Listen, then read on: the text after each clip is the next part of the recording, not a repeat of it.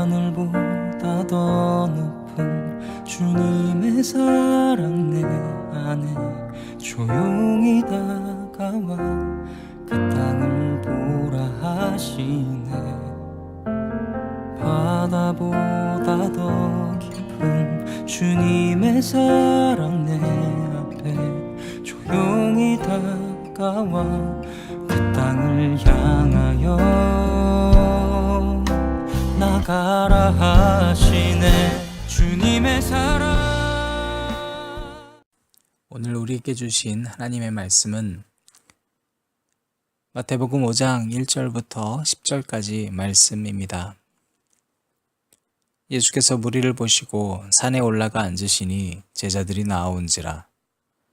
입을 열어 가르쳐 이르시되 심령이 가난한 자는 복이 있나니 천국이 그들의 것이며 애통하는 자는 복이 있나니 그들이 위로를 받을 것이며 온유한 자는 복이 있나니 그들이 땅을 기업으로 받을 것이며 의에 줄이고 목마른 자는 복이 있나니 그들이 배부를 것이며 긍휼히 여기는 자는 복이 있나니 그들이 긍휼히 여김을 받을 것이며 마음이 청결한 자는 복이 있나니 그들이 하나님을 볼 것이며 화평하게 하는 자는 복이 있나니 그들이 하나님의 아들이라 일컬음을 받을 것이며 의를 위하여 박해를 받은 자는 복이 있나니 천국이 그들의 것임이라.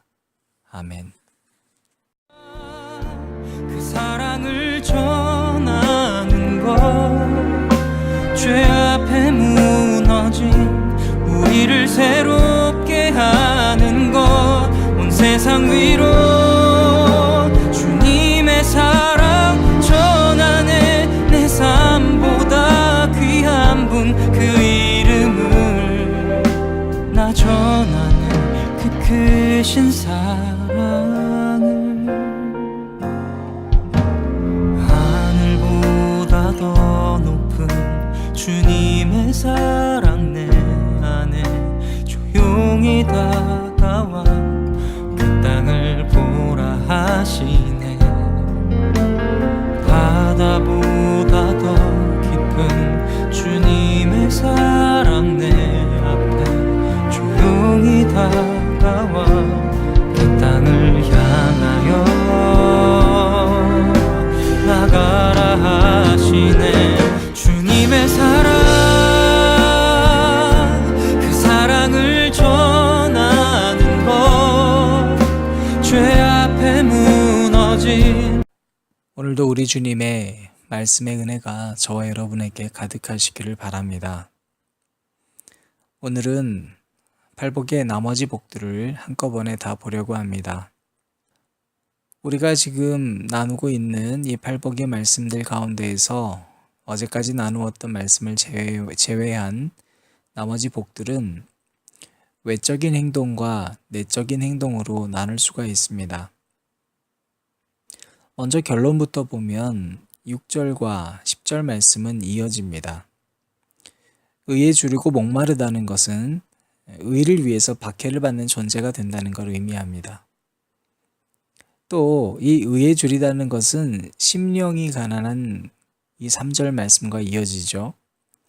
내가 내적으로 무엇을 추구하느냐에 따라서 외적인 관계는 또 달라지게 된다는 것을 의미합니다. 외적인 관계는 뭔가 우리가 상세히 들여다보길 원하는데요. 7절과 9절 말씀이 그렇습니다. 유일하게 외적인 행동을 직접 언급한 것이에요. 근데 남을 긍휼하게 여기라는 것입니다. 또 남을 화평하게 하라는 거예요. 이걸 위해서는 우리가 또 의에 줄여야 가능하죠. 또 마음이 청결해야 가능한 겁니다. 자, 먼저 우리가 긍휼히 여긴다는 것이 왜 중요한가? 여러분, 남을 위해서 긍휼히 여기는 것 같지만 그것은 결국 누굴 위한다는 거예요. 내가 긍휼히 여김을 받게 된다는 겁니다. 의외로 많은 사람들은 이 복이 별로 필요 없는 복이라고 생각하는 것 같습니다. 그런데 정말 그렇지는 않습니다. 여러분, 아이들이 가장 행복한 순간은 부모님으로부터 사랑받을 때 행복하죠. 그런데 부모님의 사랑보다 더 큰 재미있는 것들이 생겨납니다. 바로 친구들이고 또 놀이입니다. 친구들이 갑자기 떠나기 시작하고 그때 또 공부를 하기 시작하죠. 그리고 아이들이 대학에 가고 거기서 자유를 잠깐 만끽하면서 사랑하는 사람도 생깁니다. 다 퍼주고 싶고 행복해지는 것 같은데요. 어느덧 또 직장에 들어가야 돼서 돈을 벌고 어느덧 결혼도 해야 되고 또 결혼하고 아내만 볼 줄 알았더니 이젠 또 아이에게 그 관심이 갑니다. 아이한테 다 줬거든요. 이제는 이 아이만 봤거든요. 그런데 이 아이가요, 12살쯤 되더니 점점 내가 살아왔던 것처럼 내 곁을 떠나갑니다. 부모가 되고 나서는 오히려 홀로 있는 시간이 점점 길어집니다. 남편과도 전과 같지 않고요. 내 아이는 성장하면 성장할수록 내 곁을 떠납니다. 어느덧 정신 차려보니까요, 이제 은퇴할 때가 되고 옆을 보니까 늙어서 힘없는 아내 혹은 남편만 있습니다. 자녀들은 완전히 장성해서 완전히 떠났습니다. 그때 깨닫는 거죠. 내게 무한한 사랑을 주셨던 부모님이 피로해서 살펴봤더니 부모님은 이제 이 세상에 안 계십니다. 여러분, 그렇게 우리는 고아가 되어가는 거예요. 어른인 것 같았는데요, 어른이 아니었어요. 나는 그냥 누군가에게 관심받고 싶었던 존재인 거예요. 사실 우리한테 정말 필요한 것은 나한테도 여전히 나를 아가처럼 여겨줄 완전한 사랑을 주는 그 엄마의 사랑이 필요해요. 그렇게 여러분, 긍휼히 여기는 삶을 살기 위해서 필요한 것은 먼저 내가 긍휼히 여김을 받아야 되는 존재라는 걸 아는 것입니다. 긍휼이라고 하는 원뜻은 어머니의 자궁을 말하고 있습니다. 그래서 유진 피터슨 목사님은 이 말씀을 다른 이들을 돌보아 줄 때 너는 복되다. 진심으로 다른 사람을 돌보는 순간 너는 주님의 돌봄을 받고 있다는 것을 알게 될 것이다. 이렇게 번역하셨어요. 이 외적 행동의 대상은 점점 더 폭이 넓어집니다. 오늘 말씀 보니까 바로 또 화평하게 하는 자가 복이 있다고 말씀하고 있습니다. 그런데 여러분, 화평을 이루기 위해서는 어떤 상황과 어떤 대상에게 가는 걸까요? 당연히 전쟁 속에 뛰어들 때 평화가 오는 거죠. 평화의 평자는 평평할 평이라는 한자를 쓰는 거예요.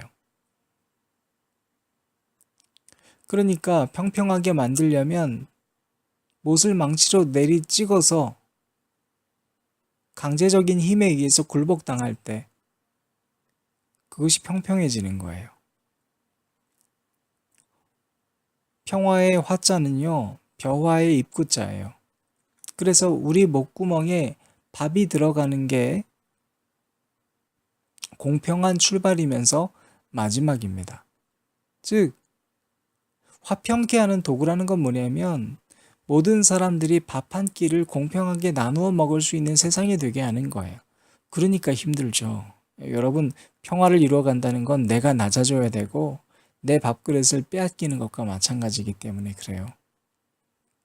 이건 만만치 않은 거예요. 문제는 이런 외적인 행동을 할 수 있는 사람이 된다는 것은 내적인 점검을 잘 할 때 가능하다는 거예요. 그래서 오늘 말씀처럼 우리 마음을 청결히 해야 돼요. 막상 아름다운 꽃밭과 초원만 보이는 것이 아니라 광야에서 하나님이 보여야 하고 골리앗 앞에서 하나님이 보일 수 있어야 되는 거예요. 우리 마음의 두려움이 지워지는 거예요. 분노가 지워지고 바로 그럴 때 우리 마음은 깨끗하게 돼서 화평케 하는 도구가 되는 줄로 믿습니다. 우리는 이게 잘 되지 않아요. 저도 마찬가지고요. 왜 우리는 아이들에겐 이걸 잘 가르치지만 막상 내 삶에 이걸 구현하기는 힘들어할까? 이번 주 내내 다양한 버전의 매일 성경 본문을 봤어요. 그러면서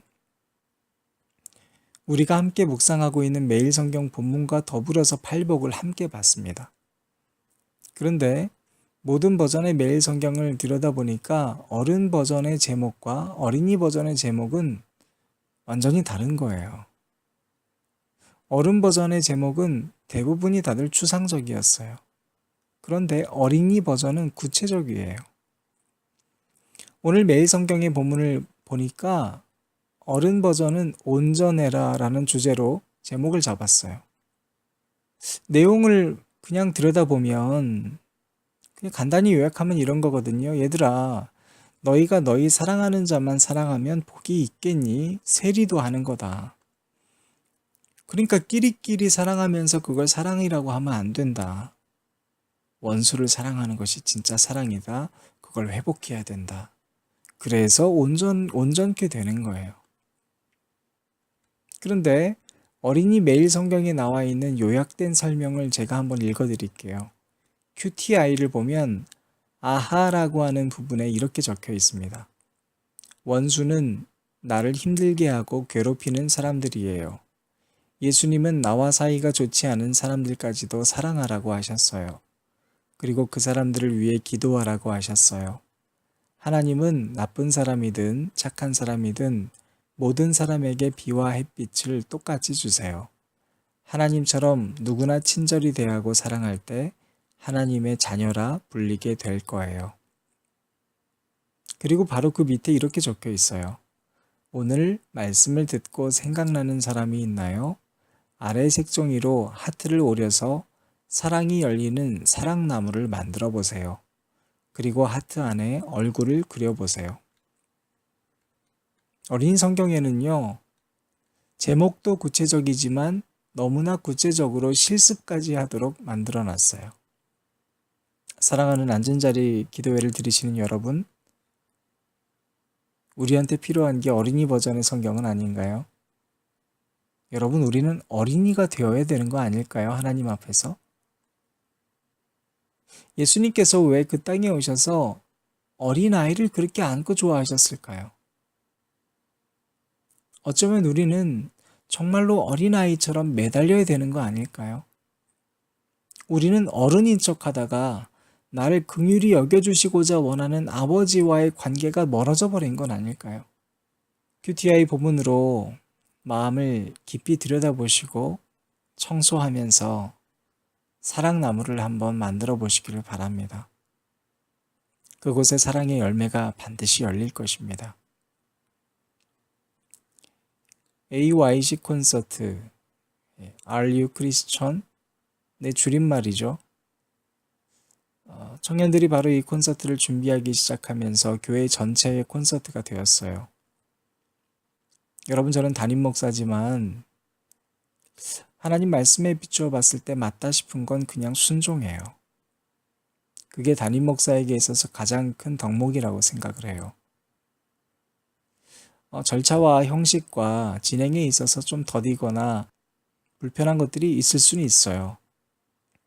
어쩌면 모두가 이번 콘서트 때문에 평평하고 낮아져야 되는 일을 겪었을 수 있어요. 머리 숙여야 되고 밥도 잘 안 먹혔었을 수도 있어요. 이게 얼마나 어려운 일이었을까. 하필이면 또 이번 주간에 매일 성경 본문들이 계속 이런 말씀을 주고 계세요. 이걸 설교하는 제 마음도 그래서 힘들어요. 하지만 여러분, 힘들다고 하나님의 말씀을 전하지 않을 수는 없잖아요. 사랑하는 사람들일수록 하나님의 말씀을 그대로 전하는 것이 진짜 사랑이라는 것을 저는 잘 압니다. 말씀을 전하면서 오해를 받을 때도 있어요. 처음에 우리 달꿈 학교가 개교할 때 저는 예전에 순수한 마음으로 함께 예배드렸었던 분들이 떠올랐어요. 그분들은 저를 위해서 정말 많은 기도를 해주셨던 분들이셨거든요. 그래서 그분들을 카카오톡으로 또 문자로 전화로 초대를 했습니다. 그런데 제 의도와는 전혀 상관없는 엉뚱한 소문들이 돌기 시작한다는 걸 듣게 됐어요.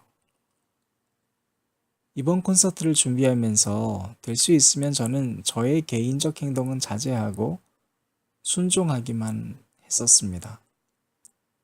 하지만 오늘 본문 말씀과 또 이번 주 내내 읽게 된 본문 말씀 그리고 팔복의 말씀을 받들고 저는 오늘 정릉제일교회를 다녀오려고 합니다.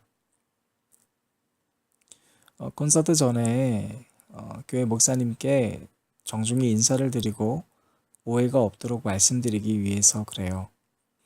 또 제가 그곳을 가게 된다면 왔다 갔다는 것만으로도 또 다른 소문이 나올 수 있을 거라는 거 잘 알아요. 사실 담임 목사가 지금 이런 행사를 앞두고 해당 교회를 찾아가서 먼저 또 인사를 드린다는 게 힘든 일이에요. 적어도 제게는 좀 그런 것 같아요. 전에 분쟁이 있었던 교회에서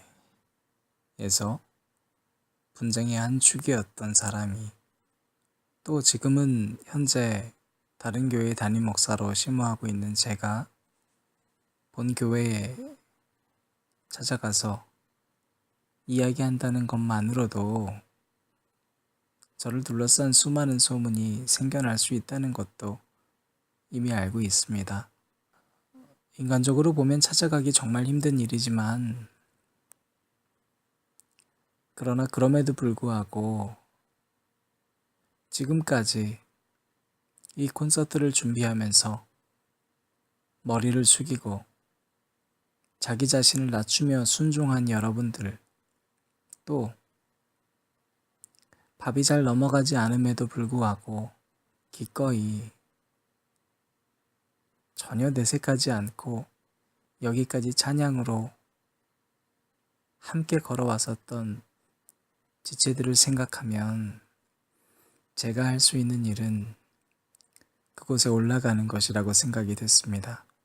그래서 먼저 이 콘서트의 취지를 상세히 설명을 드리고 이것이 단지 하나의 행사로 끝나는 것이 아니라 우리 각자의 마음속에 있었던 미움과 아픔들, 비록 섬기는 교회의 위치와 형태와 조직은 다 다르지만 그곳에서 이제 앞으로 오직 주님만을 바라보며 서로 사랑할 수 있는 마음을 회복할 수만 있다면 저는 아주 기쁜 마음으로 갈 수 있을 것 같다는 생각을 굳게 했습니다. 우리 사랑하는 앉은자리 기도회를 들으시는 여러분, 오늘 여러분이 그릴 사랑나무 열매에 사랑의 열매가 열리시기를 축복합니다. 그 사랑의 열매를 그리기 위해서 말씀으로 저와 여러분 마음을 깨끗게 하시기를 바랍니다. 그리고 다시 한번 오늘 본문 말씀을 묵상할 때 우리를 어린아이처럼 꼭 끌어안아 주시고 긍휼히 여겨주시면서 아이고 잘했다, 잘했다 내 강아지, 잘했다 내 새끼 라고 칭찬해 주시는 하나님의 복이 저와 여러분에게 가득하시기를 주님의 이름으로 축원합니다.